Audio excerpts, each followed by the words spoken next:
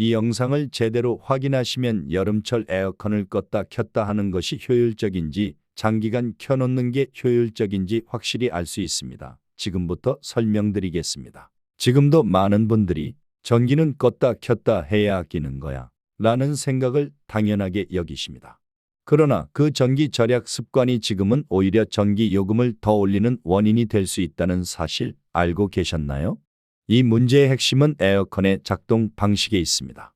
예를 들어 자동차를 생각해 볼까요? 옛날 자동차는 엑셀을 밟으면 무조건 빠르게 달렸습니다. 속도 조절 같은 건 없고 밟는 대로 쌩쌩 달리는 구조였죠.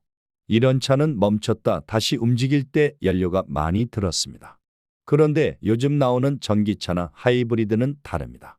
신호 대기 중일 때는 조용히 멈춰 있다가 필요할 때만 천천히 힘을 쓰죠.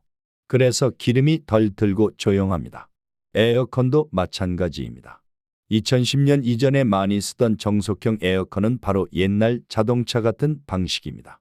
냉방을 시작하면 실외기가 불가동하다가 설정 온도에 도달하면 멈췄다가 다시 더워지면 또 불가동을 반복합니다. 그래서 이 방식은 껐다 켰다를 잘 내줘야 전기 요금을 줄일 수 있습니다. 그런데 요즘 나오는 인버터형 에어컨은 다릅니다.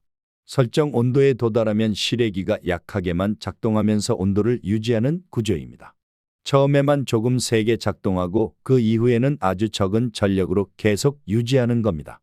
이걸 모르고 껐다 켰다 반복하면 오히려 처음 가동할 때마다 전기를 많이 먹게 되어 전기 요금이 더 오르게 됩니다. 게다가 많은 분들이 제습 모드를 전기 절약 모드라고 착각하십니다. 물론 습도가 낮은 날에는 제습 모드가 전기를 덜 먹는 게 맞습니다. 하지만 장마철처럼 습도가 높을 땐 제습 모드가 오히려 실외기를 더 오래 돌리게 되어 전기 요금이 높아질 수도 있습니다. 그러니 상황에 맞게 판단해야지 무조건 제습 모드가 절전인 것은 아닙니다. 또 중요한 게 하나 더 있습니다. 바람 방향과 함께 선풍기를 어떻게 쓰느냐에 따라 전기 요금도 달라집니다. 에어컨 바람을 본인 쪽으로만 틀기보다는 위로 향하게 하거나 선풍기와 함께 공기를 순환시키면 실외기 가동 시간이 줄어 전기를 아낄 수 있습니다. 결국 작은 습관 하나하나가 전기 요금에 큰 차이를 만들어내는 셈입니다. 이처럼 에어컨을 어떻게 쓰느냐에 따라 전기 요금이 몇 배까지도 차이가 날 수 있습니다.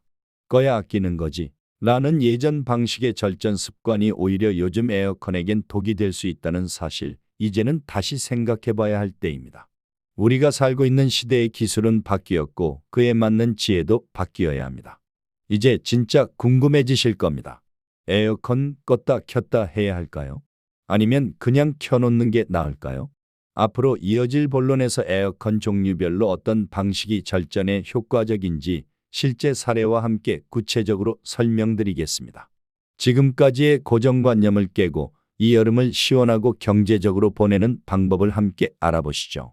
우선 에어컨의 전기 요금 절약에서 가장 중요한 첫걸음은 내가 사용하는 에어컨의 종류를 정확히 아는 것입니다. 많은 분들이 에어컨을 단순히 벽걸이냐, 스탠드형이냐만 구분하시는데 진짜 중요한 건 정속형인지 인버터형인지입니다. 이 두 가지는 실외기가 작동하는 방식이 완전히 다릅니다. 정속형 에어컨은 예전 자동차처럼 달릴 땐 무조건 전속력으로 달리는 방식입니다. 실내 온도가 희망 온도보다 높아지면 실외기가 부웅 소리를 내며 강하게 작동합니다. 그러다가 희망 온도에 도달하면 멈춥니다. 다시 더워지면 또다시 전력 최대로 돌면서 작동합니다. 이렇듯 풀가동과 정지를 반복하기 때문에 켜고 끄는 타이밍을 잘 조절하는 것이 중요합니다. 실내 온도가 낮을 때는 끄고 다시 더워졌을 때만 잠깐 켜는 것이 전기 요금 절약에 도움이 됩니다. 반면 인버터형 에어컨은 속도 조절이 가능합니다. 처음에는 강하게 작동하지만 실내 온도가 희망 온도에 도달하면 실외기가 아주 약하게 계속 작동합니다. 마치 밥을 끓일 때 처음에는 센 불로 끓이다가 끓기 시작하면 불을 줄여서 은근히 끓이는 것처럼 말이죠. 전기를 조금씩 꾸준히 쓰기 때문에 계속 켜두는 것이 오히려 전기 요금을 줄이는 데 유리합니다. 예를 들어 74세 이영자 할머니는 인버터형 에어컨을 사용 중이지만 작년 여름에 하루에 6에서 7번씩 껐다 켰다 하셨습니다. 더울 때만 켜고 선풍기로 때우셨죠. 그런데 전기 요금이 한 달에 13만 원이나 나왔습니다. 반면 같은 아파트에 사는 이숙자 할머니는 하루 종일 에어컨을 26도로 맞춰두고 선풍기를 함께 사용하셨는데도 전기 요금은 7만 원 수준이었습니다. 이유는 바로 에어컨의 종류와 사용 방식의 차이 때문입니다. 인버터형은 껐다 켤수록 처음 작동할 때 더 많은 전력이 들기 때문에 오히려 낭비가 됩니다. 그렇다면 제습 모드는 어떨까요? 많은 분들이 제습 모드는 전기 덜 먹는다 는 말을 믿고 무조건 제습으로 설정하시곤 합니다. 하지만 이 역시 상황에 따라 다릅니다. 습도가 낮은 날에는 제습 모드가 전기 소모가 적어 유리하지만 장마철처럼 습한 날엔 오히려 더 오래 실외기를 돌려야 하므로 전기 소모가 더 많아집니다. 이는 요리를 예로 들면 냉방 모드는 냉장고를 여는 것이고 제습 모드는 방 안에 습기를 빨아들이는 건조기를 계속 돌리는 것입니다. 수분이 많을수록 시간과 전력이 더 많이 드는 구조죠.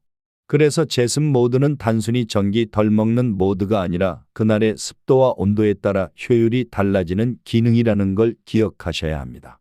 65세 이정복 어르신은 습도 80%가 넘는 날에도 계속 제습 모드만 사용했는데 실제로 전기 요금이 오히려 늘었다고 하셨습니다. 반면 같은 날 냉방 모드를 사용하고 실내 습도를 빠르게 낮춘 70세 김영호 어르신은 오히려 전기 요금이 줄어들었다고 하셨습니다. 또 한 가지 팁이 있습니다. 바람 방향과 선풍기의 활용입니다. 에어컨 바람은 사람에게 직접 향하도록 설정하는 것보다 위쪽으로 올려 천장에 닿게 한 후 선풍기를 함께 틀어 실내 전체 공기를 순환시키는 것이 훨씬 냉방 효율을 높이는 방법입니다. 선풍기를 에어컨 반대 방향으로 틀면 냉기가 더 빠르게 방 전체로 퍼지고 실외기의 작동 시간도 줄어들어 전기 요금이 낮아집니다. 특히 선풍기 앞에 얼음을 놓거나 뒤에 아이스팩을 붙이는 것도 냉방 효과를 높이는 실전 팁입니다. 마지막으로 빼놓을 수 없는 것이 한국전력의 에너지 캐시백 제도입니다. 이 제도는 과거 2년간 같은 달의 평균 전력 사용량보다 3% 이상 줄였을 때 절감한 전력량에 따라 다음 달 전기 요금을 할인해주는 프로그램입니다. 특히 2025년 7월 13일까지 신청하면 추첨을 통해 200명에게는 별도의 선물도 제공된다고 하니 꼭 챙기셔야 할 여름 혜택입니다. 결론적으로 에어컨을 켰다 껐다 반복하는 것이 무조건 절전이 되는 시대는 지났습니다. 에어컨의 종류, 사용 조건, 제습 모드의 활용법, 바람 방향, 선풍기 활용 그리고 정부 지원 제도까지 이 모든 것을 종합적으로 고려해야 진짜 전기 요금을 줄일 수 있습니다. 자, 이제 우리 모두 고민했던 질문으로 다시 돌아가 봅시다. 에어컨 껐다 켰다 하는 게 좋을까? 아니면 계속 켜두는 게 나을까? 이 질문에 대한 답은 생각보다 단순합니다. 바로 내가 쓰는 에어컨이 정속형이냐, 인버터형이냐에 따라 정반대로 달라진다는 것입니다. 만약 집에 있는 에어컨이 10년 이상 된 구형 모델이라면 껐다 켰다 하는 방식이 맞을 수 있습니다. 한번 작동하면 실외기가 계속 전력 소모를 하기 때문에 방 안이 시원해졌을 때 전원을 끄고 더워질 때 다시 켜는 것이 전기세를 줄이는 방법입니다. 단, 너무 자주 켰다 껐다를 반복하면 기계에 무리가 갈 수 있으니 적절한 간격을 두는 것이 좋습니다. 반대로 요즘 새로 나온 인버터형 에어컨을 사용하고 계시다면 그냥 계속 켜두는 게 훨씬 낫습니다. 처음엔 전력을 많이 쓰지만 희망 온도에 도달하면 실외기가 약하게만 작동하면서 온도를 유지하니까요. 특히 25도나 26도에 맞춰 놓고 선풍기와 함께 돌리면 실내 전체가 시원해지고 전기 요금도 꽤 절약됩니다. 여기에 제습 모드에 대한 오해도 꼭 바로잡아야 합니다. 많은 분들이 제습 모드는 전기를 적게 먹는다 고만 알고 계신데 그건 절반만 맞는 말입니다. 습도가 낮은 날에는 제습 모드가 전기 소모를 줄이는 데 도움이 되지만 장마철처럼 습한 날에는 오히려 냉방 모드보다 전기 소모가 더 많아질 수 있습니다. 즉, 제습 모드는 조건에 맞춰 선택해야 효율이 높습니다. 또한 바람 방향을 위로 그리고 선풍기를 함께 사용하는 생활 습관만으로도 체감 온도는 훨씬 더 낮아지고 실외기의 가동 시간을 줄일 수 있습니다. 선풍기 앞에 얼음물 뒤에는 아이스팩을 활용하면 진짜 에어컨처럼 시원한 바람이 방 전체로 퍼져나가는 것도 잊지 마시고요. 마지막으로 한국전력의 에너지 캐시백 제도도 꼭 활용해 보시길 권합니다.